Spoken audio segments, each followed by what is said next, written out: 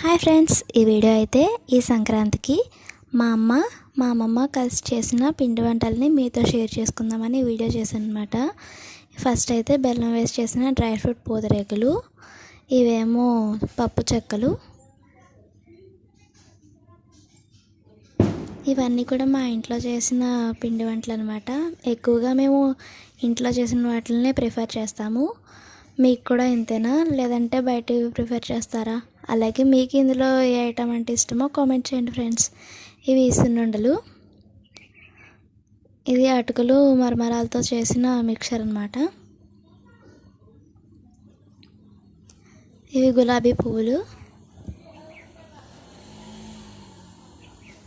వీటిలో ఒక్కొక్క దగ్గర ఒక్కొక్క రకంగా పిలుస్తారంట. మీ ప్రాంతంలో ఏమని పిలుస్తారో కామెంట్ చేయండి. ఇవేమో తీపి గవ్వలన్నమాట. కారం గవ్వల కన్నా తీపి కావాలంటే ఇష్టం అని తీపియే చేయించుకున్నాము.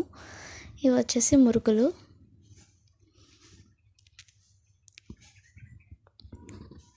ఈ మా సంక్రాంతి పిండి వంటలు మీకు ఎలా అనిపించినాయో కామెంట్ చేయండి.